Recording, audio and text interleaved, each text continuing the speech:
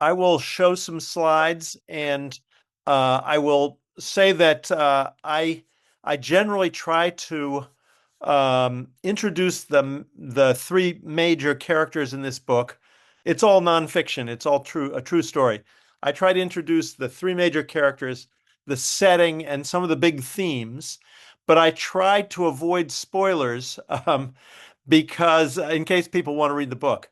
So that's what I will do, and I will, with no further ado, I will start showing you some slides and share my screen. So here we go. And let me just okay. So the book is called Flee North, and uh, as you see, a forgotten hero in the fight for freedom in slavery's borderland. So I will spend a lot of time on the forgotten hero, who's Thomas Smallwood, major character in this sort of central character in this book. But before that, I'll introduce the bad guy and a really dark side of this story. So um, hold tight if you want to hear about Thomas Smallwood. We will get to him, and we'll have plenty of time to talk about him. Uh, I refer to slavery's borderland, and that is just as you might expect, the line between me and you, so to speak, the line between Maryland and Pennsylvania, Mason-Dixon line, the line between the free states and the slave states. And this story is set in the 1840s, and not far from the Pennsylvania line. Uh, was the two northernmost cities of the slave South, Baltimore and Washington. And Baltimore was the largest city of the slave South where I live. And what's so interesting about that region and those cities at that time is that everyone is kind of thrown together. I often think of it as a boiling cauldron. And so you had very large numbers of free African Americans as well as many in slavery. And you have the slave power, as the abolitionists called it, the sort of economic and political power of slavery was very much in control in Baltimore, in Washington, in Maryland. But there were abolitionists and even abolitionist publishers. And so there were two sides to the argument. And, that was what set these places apart, because in Boston, you would find lots of anti-slavery activists, but no slave traders. In New Orleans, you would find plenty of slave traders, but very few opponents of the institution of slavery. But in Baltimore and Washington, both factions were present, and in the cities in particular, um, these people really went at it, and there was a battle brewing all the time. Uh, so Maryland in 1840, just to sort of give you the background, was about 500,000 people, of whom about 90,000 were enslaved African Americans. But the free black population was very substantial and growing, which was about over 60,000 at that time. And in the cities, that ratio was reversed. There were more enslaved black people in Maryland than free black people. But in the cities, the free population greatly outnumbered the enslaved population. So, for example, in Baltimore, which was actually a very big city for the time, over 100,000 people, it was the second largest city in America at the time, after New York, larger than Philly, for example, at that time. So of those 102,000 people, there were about 18,000 free African Americans and only something more than 3,000 in slavery. And in Washington, which at the time I like to say was sort of a village plus the federal government, it was pretty small, 23,000 in Washington City, as it was called. The free black population was almost 5,000, the enslaved population only about 1,700. So The free and enslaved African Americans were often in the same families. They were attending the same churches. They were all wrapped up together. And between the various bitterly opposed views of slavery and the free and enslaved black population, it was really quite an interesting place at the time. So I'm going to start. This book is basically about the domestic slave trade and the Underground Railroad. And as we'll see, those two things were connected to each other. If you are like most people I speak with, and like me until a while back, when I say the domestic slave trade, you may not know exactly what I'm talking about. But the background briefly is that the slave trade from Africa was banned by Congress as of the beginning of 1808. It was no longer legal to import kidnapped Africans into slave labor in the United States. At the same time, there was a labor surplus in the Upper South, Maryland, Virginia, partly because tobacco, which had been the big crop, wears out the soil, and a lot of people were switching, a lot of farmers and planters were switching from tobacco to grains and other crops that required far less labor.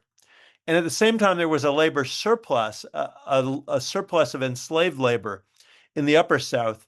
There was huge demand, insatiable demand for labor in the Deep South, particularly on the cotton plantations. And so naturally, since there was a surplus of enslaved people in the Upper South and huge demand in the Deep South, there arose a trade, and domestic slave traders emerged as a class of middlemen. And between about 1810 and the Civil War, roughly 1 million enslaved people were forced south from the Upper South to the Deep South. And the tragedy of the domestic slave trade was that in most of those um, forced migrations, forced movements, most of them separated families, because many of the slaveholders and all of the slave traders, it's fair to say, paid no attention to family relations, and they were happy to sell wives away from husbands and parents away from children. And so the bad guy in my book was the largest domestic slave trader of his time, which was the late 1830s through the late 1840s. And he operated from Baltimore's Inner Harbor. His name was Hope Slatter. Though if you fell into his hands, it's probably fair to say you had little hope.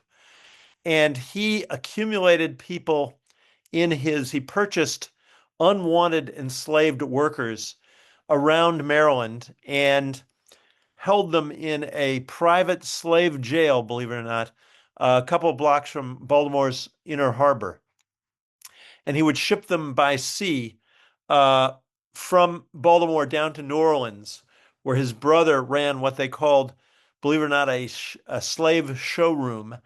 And people would be sold off into the cotton and sugar plantations of the Deep South in New Orleans. And because they had banned the international slave trade, the African trade, the feds required a manifest of every such shipment, of every such journey that included the full names, ages, and other details of the people who were being sold south.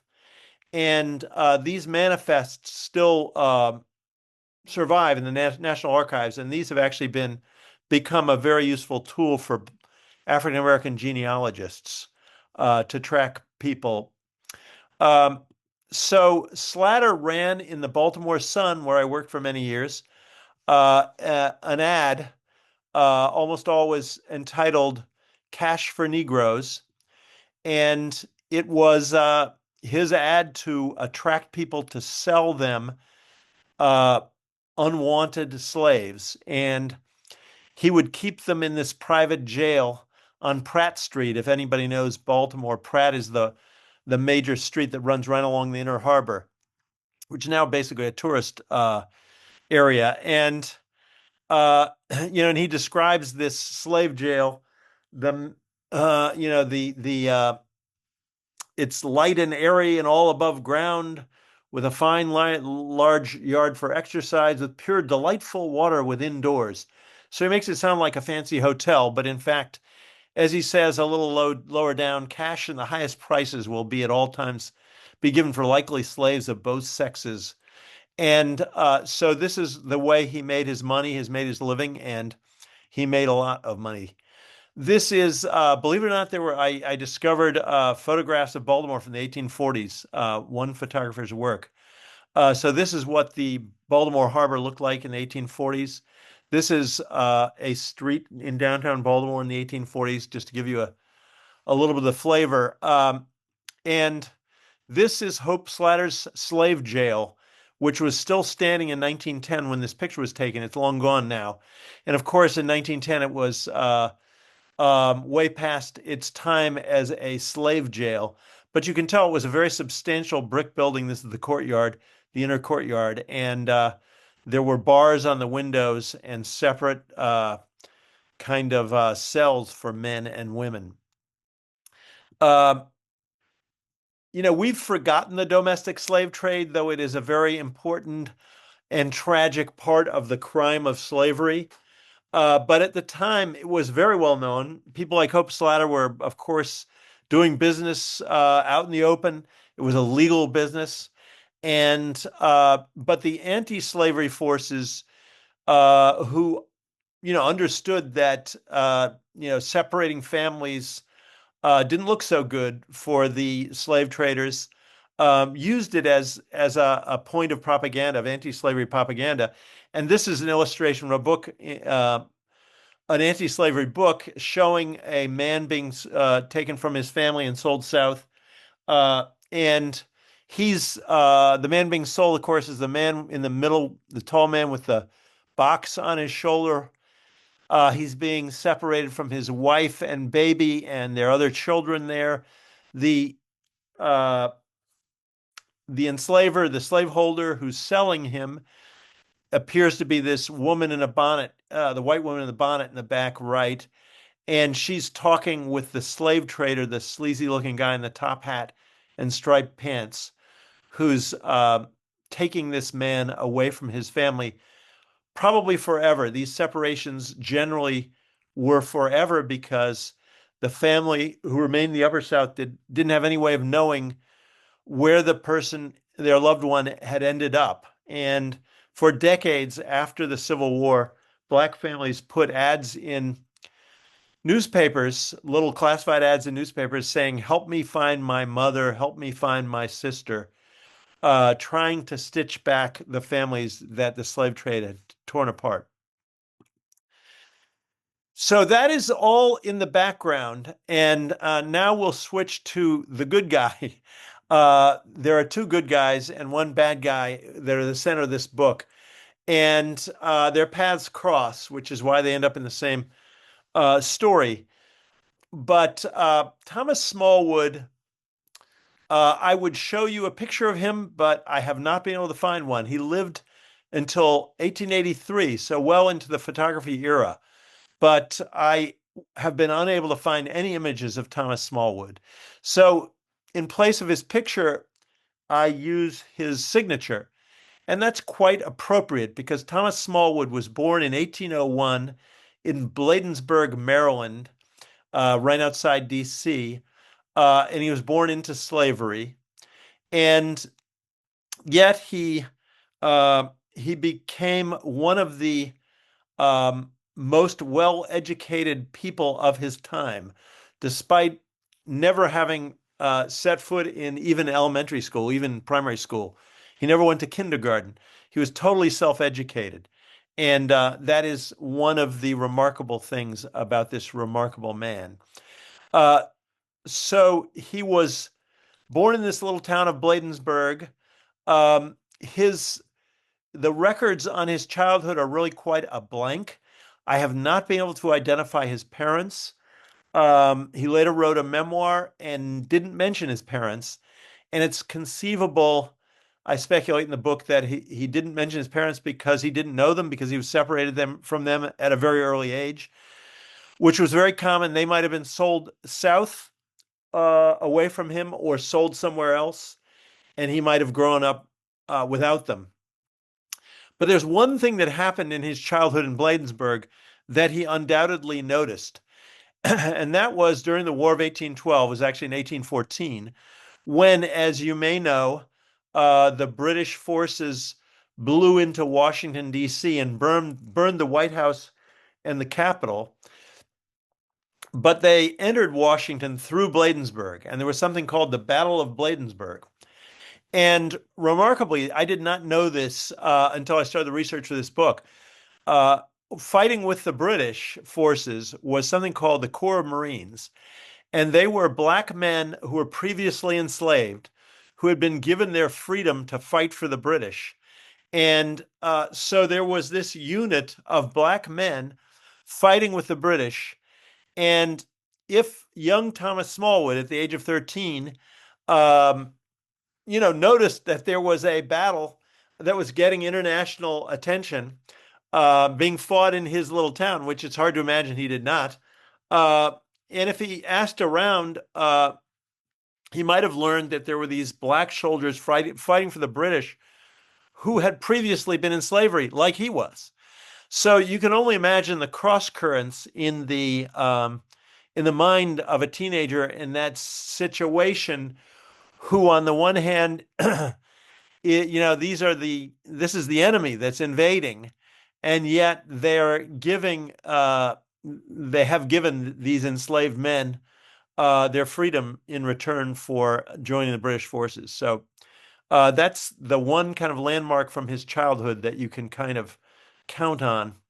At the age of 15, Smallwood was offered his freedom by his enslaver, uh, but it was not going to take place for 15 years. His enslaver was a man named John Ferguson, who was a minister, a clergyman, though he he doesn't seem to have had a church. He was engaged in a lot of charitable ventures, but he seems to have made his living working at a lumber yard. And John Ferguson was not an out-and-out abolitionist, which was sort of a radical in those days, but he was hostile to the institution of slavery, and uh, he was in a tricky legal position because his wife, who had been previously married to someone else and had some kids from that marriage, had inherited, along with her children from the previous marriage, both Thomas Smallwood and his sister, a younger sister named Catherine, or Kitty. And uh, he was not, so John Ferguson was not in a legal position to free them. But what he did was he bought them from his wife, his new wife, and her children from the previous marriage, and promised them their freedom, uh, essentially after they had worked off the price he paid. So he had to pay for Thomas Smallwood $500, again to his new wife and her children. And he asked Thomas to pay him back over the 15 years the $500, which is what Thomas did. And so Thomas is very common, especially in the cities. And I should say that John Ferguson and his family, and including Thomas Smallwood, moved from Bladensburg down to Southeast DC, the southeast section of the District of Columbia, Washington. And so Smallwood, as probably an older teenager, would have moved to DC.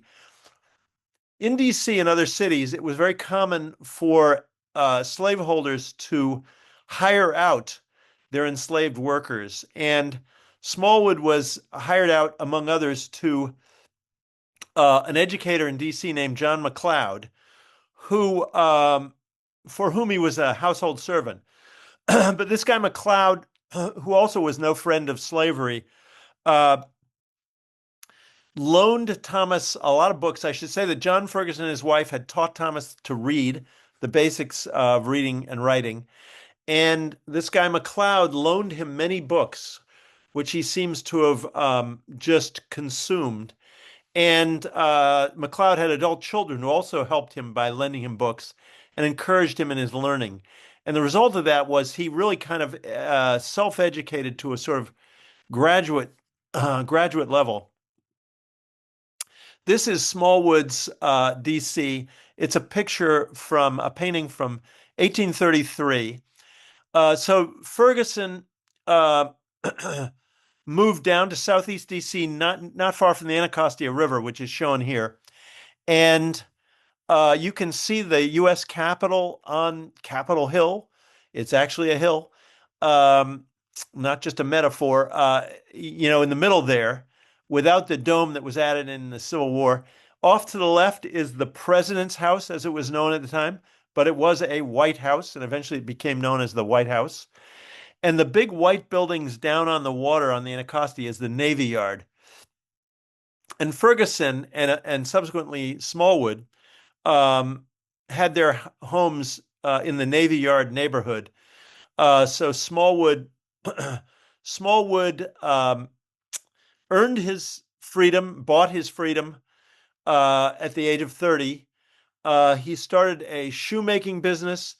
He married a free woman from Virginia named Elizabeth Anderson, and they began a family.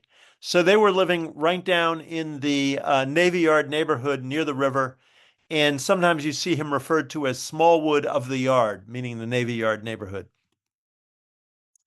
Smallwood, as he educates himself, he takes, he seems to have read all of literature and all of philosophy and all of history, but he also took a real interest in contemporary issues, and particularly, not surprisingly, in the issue of slavery, which was the dominant issue, of course, in American politics. And he took a real interest in what was called the colonization movement. And colonization was essentially the idea that free African Americans would move to somewhere else and start anew. And initially, it sort of started on a small scale, driven by individual Black people who thought, I'm never going to get a fair shake in the United States. And they moved to the Caribbean or they moved to West Africa and tried to start new lives far from slavery. Then it became kind of institutionalized, and the American Colonization Society founded a new republic in a new republic in West Africa called Liberia, which of course is still there, and its capital is still called Monrovia, named for President James Monroe. And this is Monrovia back in those days. So Smallwood had a couple of friends who moved to Liberia. He took a real interest in the institution of colonization, and, as a possibility for himself after he purchased his freedom. But about the time he purchased his freedom, his view changed radically. And he, like a lot of other Black people at the time, kind of learned more about the American Colonization Society, and they learned that the forces behind it were not, charitable people who wanted to help free Black people make a new start somewhere else. They were actually major slaveholders who wanted to make America safe for the institution of slavery and were worried that the presence of large numbers of free Black people undermined the institution. So later on, Smallwood wrote, I was grievously deceived.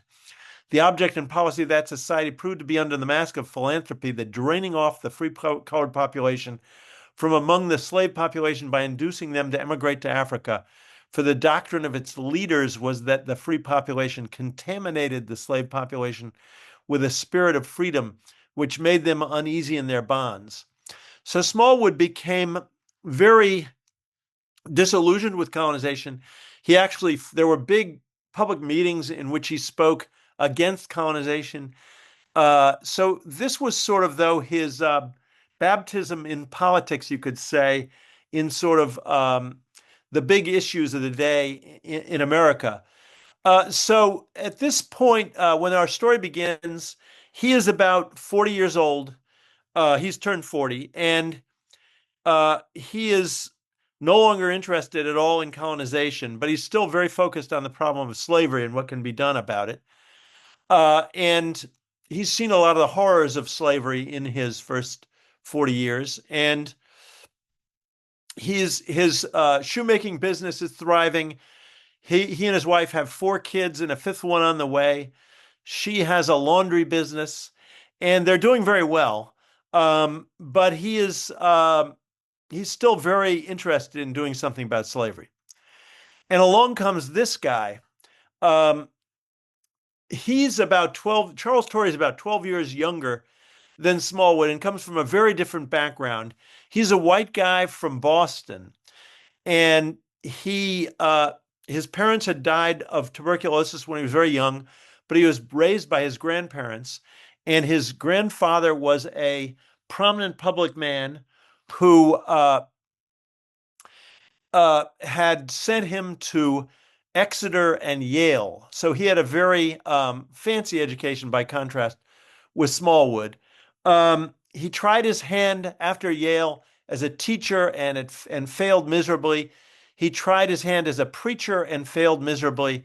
And so he finally came up with another idea. He had become an ardent anti-slavery activist, and he had gotten involved in the battles over slavery in and around Boston.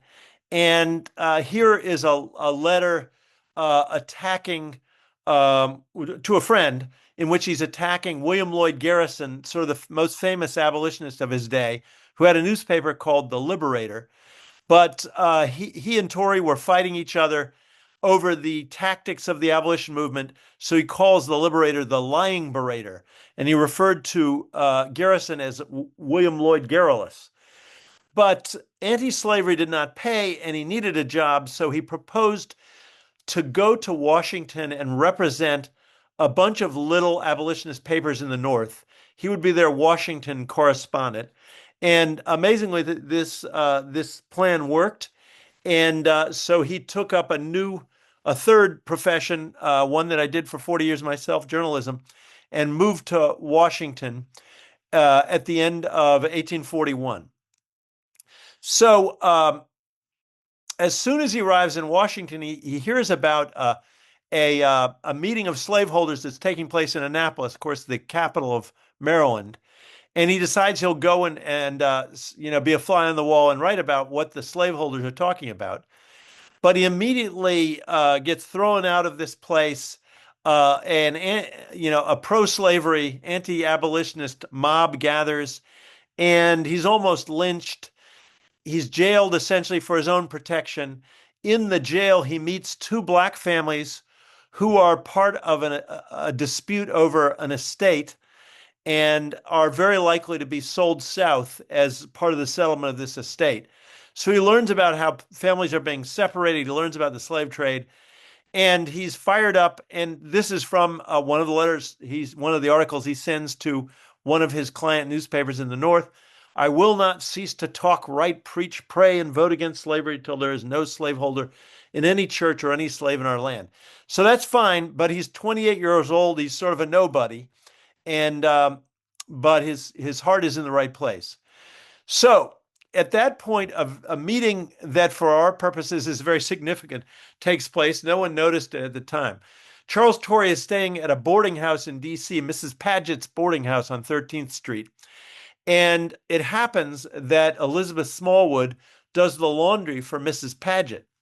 And so she has met Charles Torrey.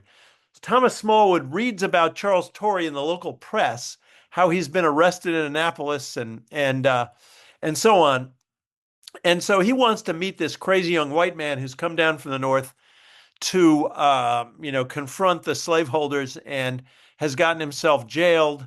And so when Torrey is sprung from the Annapolis jail, he comes back to D.C. and Mrs. Smallwood arranges a meeting between Thomas Smallwood and Charles Torrey.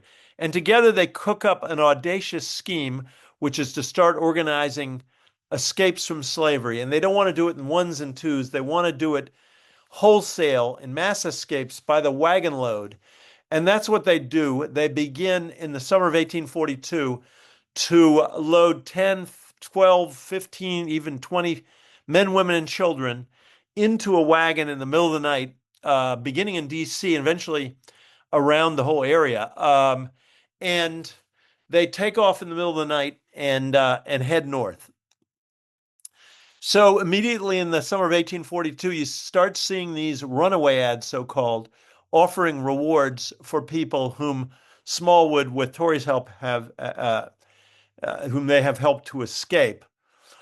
Pretty quickly, in August, Charles Torrey returns to the North because he's hired by one of the papers he's writing for, a little paper in Albany called Tocsin of Liberty, it means Liberty Bell.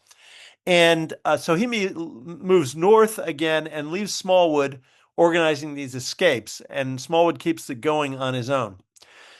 Um, so Smallwood, let's just pause for a second. Smallwood is running a shoemaking business, raising his family. He has a bunch of kids, and he's spending every spare moment he has organizing these escapes, which involves, of course, he can't text everybody, right? He has to approach these folks who are in slavery, and so that's a very difficult and suspicious thing to do. But he decides this is not enough. He wants to write about these escapes as well. And through Torrey, he makes contact with Tocsin of Liberty before Torrey goes to become the editor. And he starts sending letters off under a pseudonym to this little newspaper in Albany, which are essentially they're satirical in style, and they use the real names of the enslavers whose enslaved workforce is running off, and of those who are running off, he uses the real names of the people who are escaping. The only name he doesn't, the only person whose real name he doesn't use is his own, because obviously he couldn't keep this up very long if he uses his real name. So he borrows the name of a major character, a favorite character, from one of his favorite authors, the global best-selling novelist of the day, Charles Dickens. And Charles Dickens has just written the Pickwick paper, and Sam Weller is the most popular character in the Pickwick papers, and so he uses the name Sam Weller as his pseudonym. And he begins by kind of riffing on these runaway ads, talking about here the two-legged property converted into humanity, meaning when you cross the Mason-Dixon line into Pennsylvania, you suddenly cease to be property and you become humanity. He mentions the name of the poet, Latin poet Ovid there. He sort of throws around his erudition, his learning, and he talks about a whole column of notices in these newspapers of walking property walked off. And the number of these notices is increasing because they're organizing a lot of escapes. He attacks the slaveholders by name in these newspaper pieces. And so here, for example, he's attacking a physician named William Gunnell. And the reason he's attacking him in particular is that he was enslaving, among others, a 5-year-old girl. And he forced the 5-year-old girl to stay up all night, every night, on his bedroom floor while he and his wife slept. The 5-year-old was given the job of lying there next to their baby's cradle, so that if their baby stirred, the 5-year-old would rock the cradle. So she was given a full-time night job at the age of 5, and for that reason, presumably partly, that child's mother and father took her and took off, and Smallwood helped them escape. So he's attacking Dr. Gunnell, whose enslaved workers have run away for his conduct towards this 5-year-old. So he's really making things hot, and he insisted that the editors send to any slaveholder who's named in his columns that a copy of that paper be mailed to that slaveholder. So these guys are getting this paper from Albany where they can read about their own misdeeds. Here he's talking about a woman named Matilda who is brutally used by her owner. That's a euphemism for sexual exploitation. He says the stupidity of some slaveholders is very great. They advertise people a month after they are missing when 24 hours is ample time for a shrewd slave to escape. And then again, I said they use the real names. He uses real names. Mr. George 8 Gardner, this even has the guy's address, of Pleasant Hill Post Office, Charles County, Maryland. In his runaway ad, he's advertising a runaway slave, Henry, who calls himself Henry Edelin. The reason that he uses that formula is the enslavers of the time did not like the fact that the enslaved used family names. They were kind of considered second class human beings and that they didn't need anything more than a first name. But when they escaped, they might be using that last name. So the enslavers wanted to put that last name in the ad, but they didn't want to kind of credit it as actually a name. So that's the formula you get. And this drove Smallwood crazy. So here he says, pray, what should he call himself, Mr. Gardner?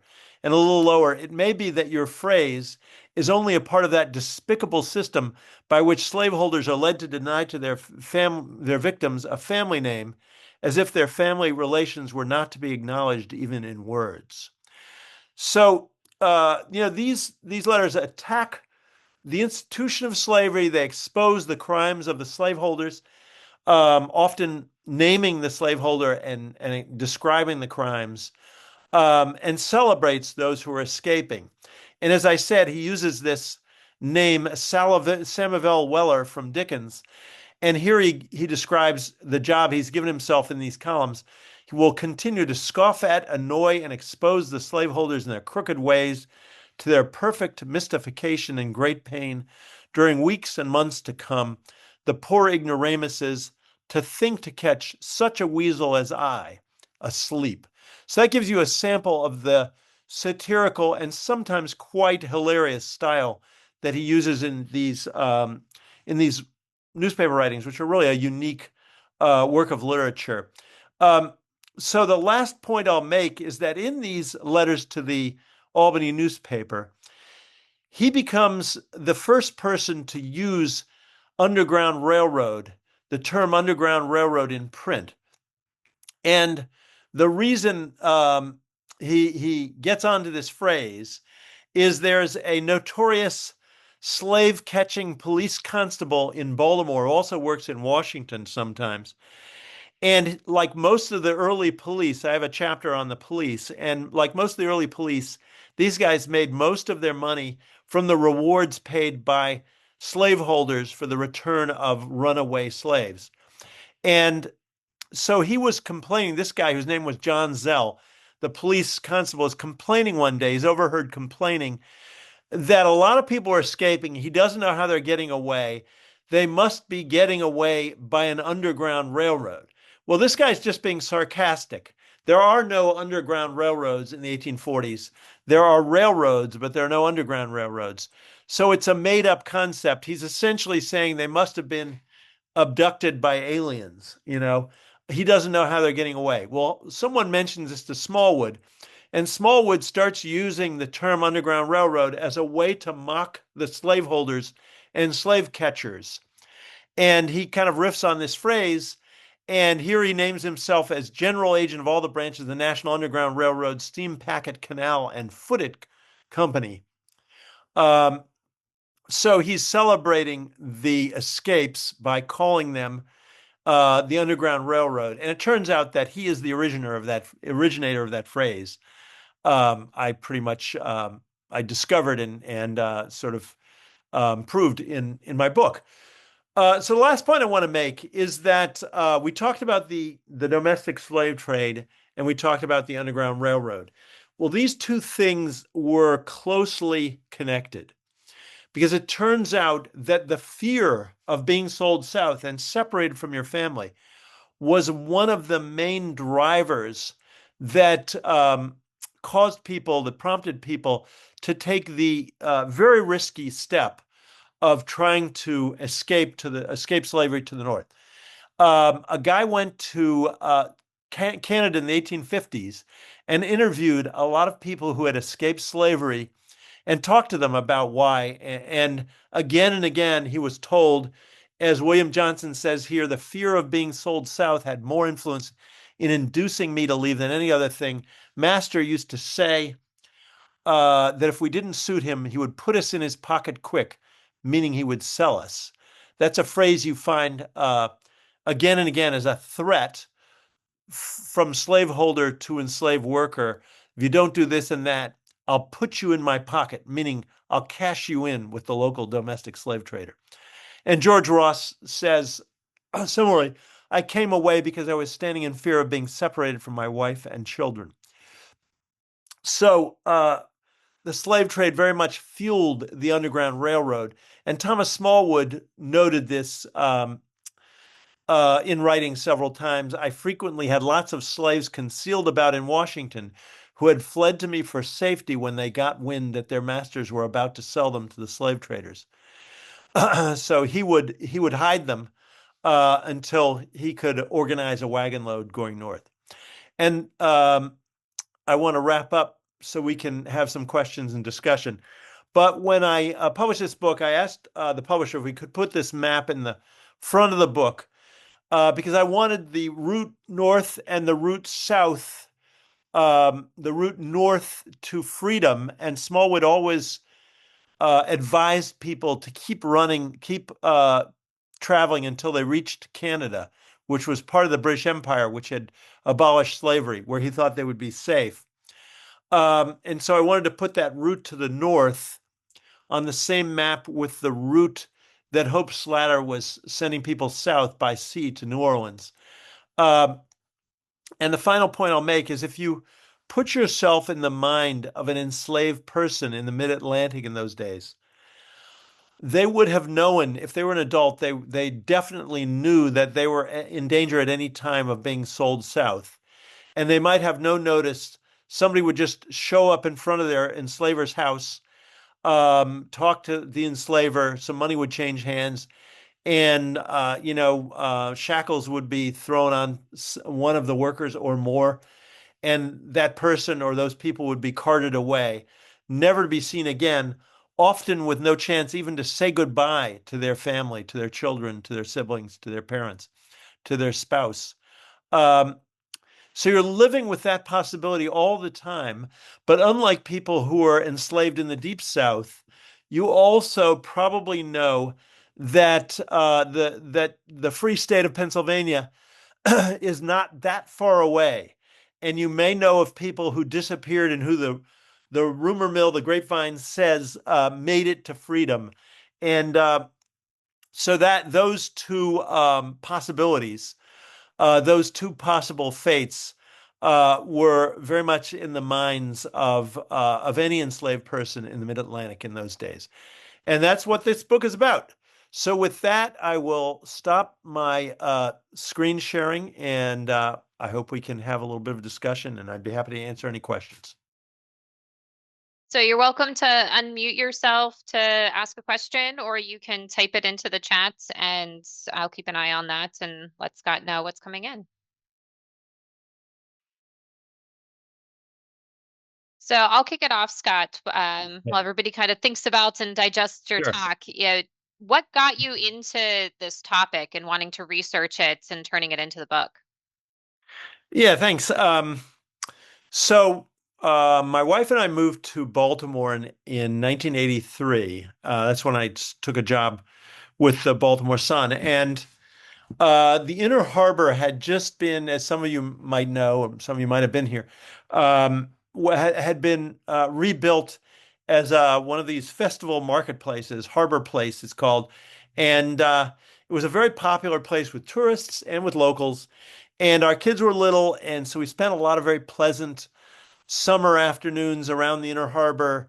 You could buy ice cream, you could look at the boats, and it was a lovely place. And then after we'd been there probably 10 years, I discovered in an old book that the slave trade had thrived at the Inner Harbor for most of the 19th century. And And I think because of my very positive associations with the harbor, I was quite shocked about this. And I asked others about it, and very few people knew anything about it.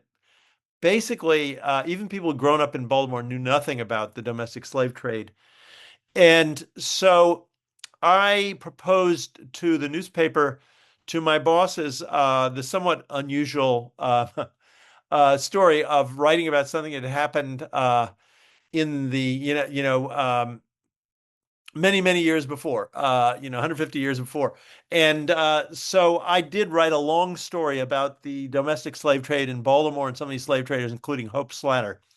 And, um, that it got some attention.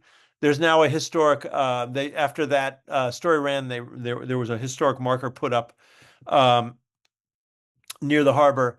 And the subject was so fascinating to me, and it seemed like such a tragic and important part of history that it kind of drove me nuts that more people didn't know about it. And I kind of made a note that I wanted to write about it again someday. So in 2020, I retired from the New York Times in 2019, at the end of 2019.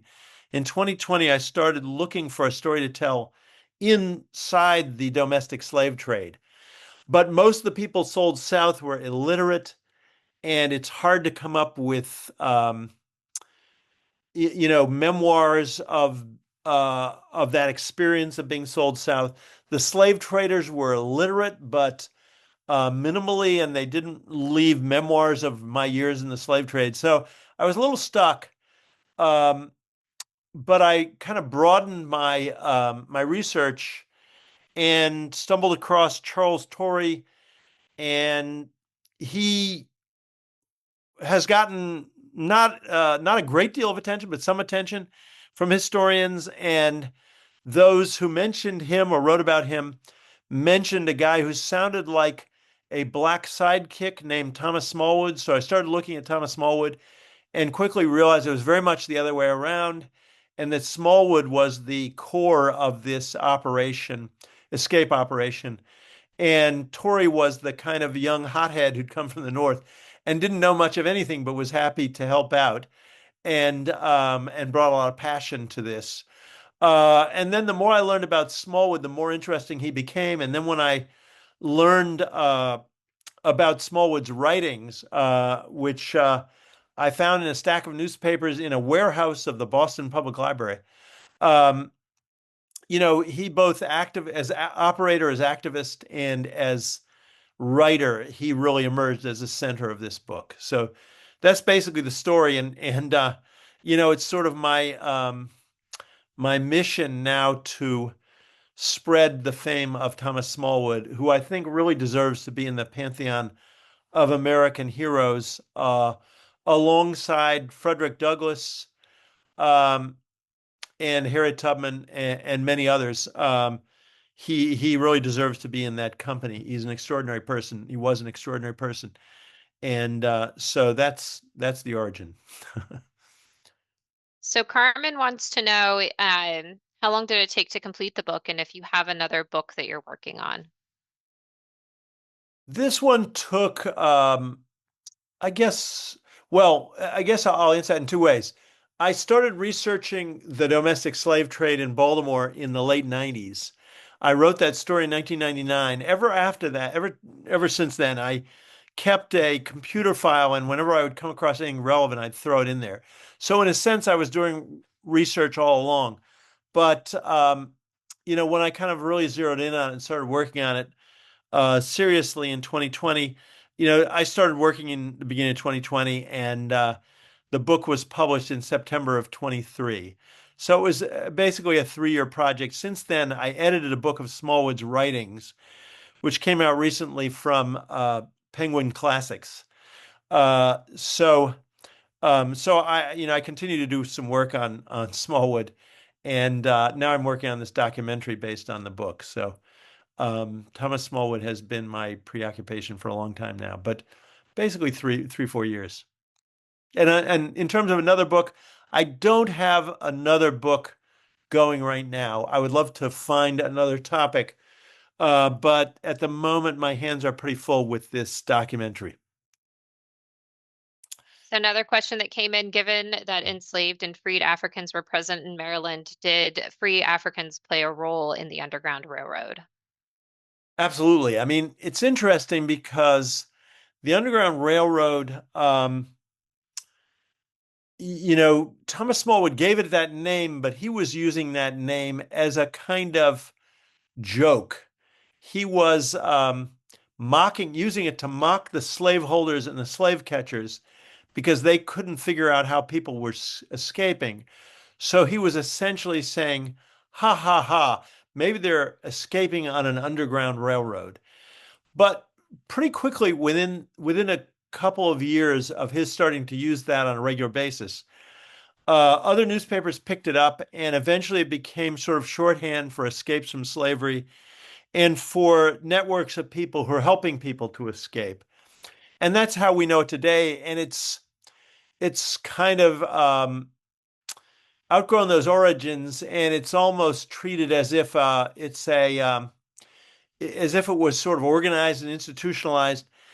And the fact is, as historians have shown in recent years, most people who escaped slavery did it very much on their own steam without a lot of help. And those who had help, most of it came from other enslaved African Americans or from free African Americans. And and Thomas Smallwood would be a prime example of such a person. And in third place, there were white people who also helped along the way, particularly the Quakers in Pennsylvania, got quite involved in escapes from slavery.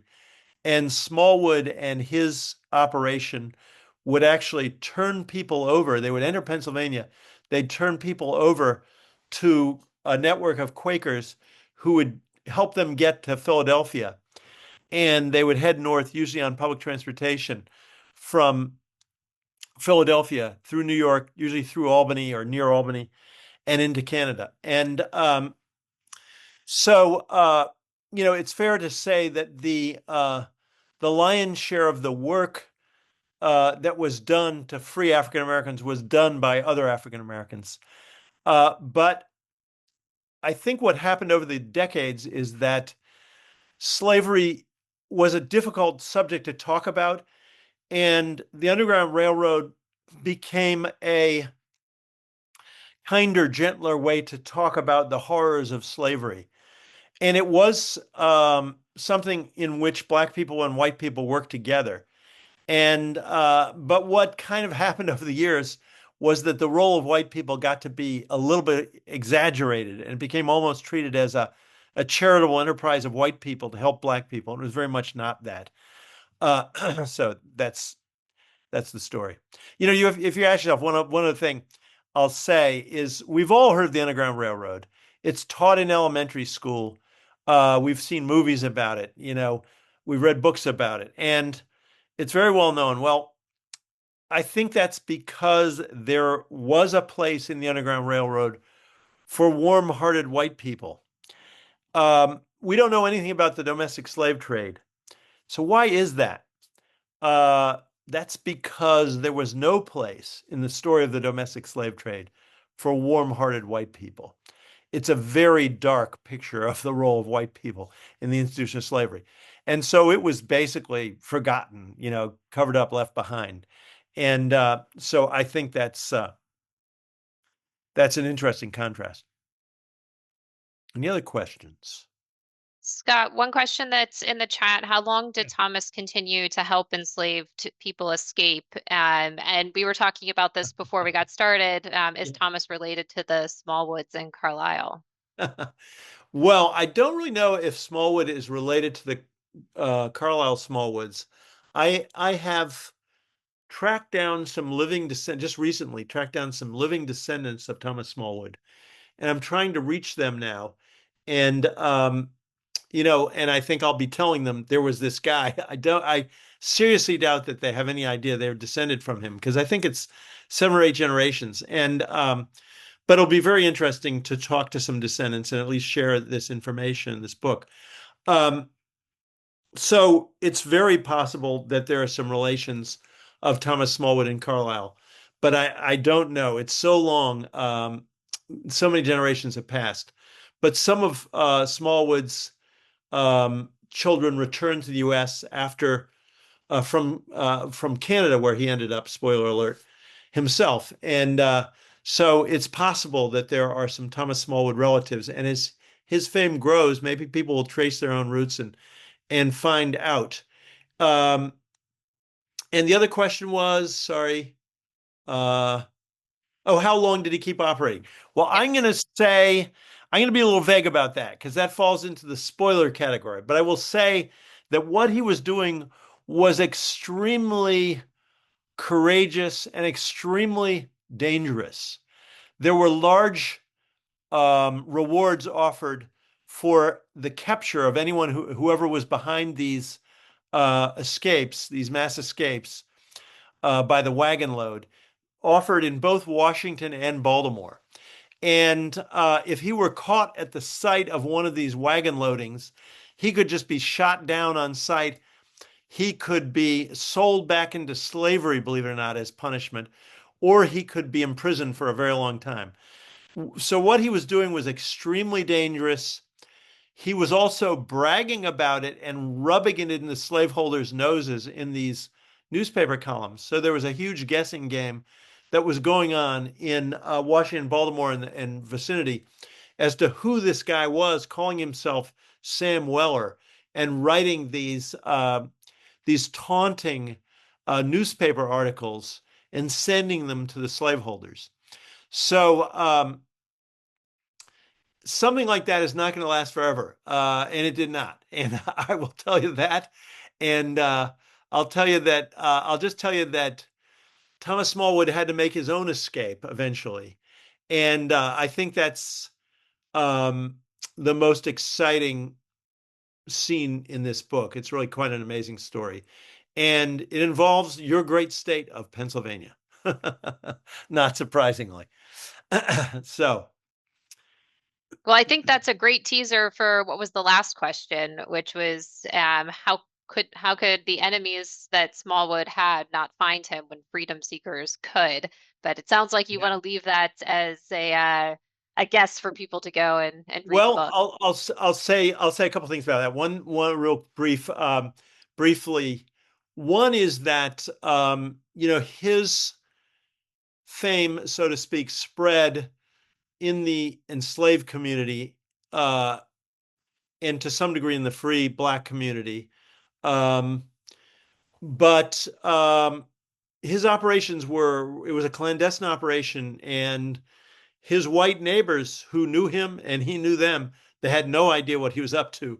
And he had to keep it that way. And um, one reason he was able to operate as long as he did was that in some ways his best disguise, ironically, were those newspaper dispatches that he was sending to Albany and that were making their way back to the enslavers in the mid-Atlantic.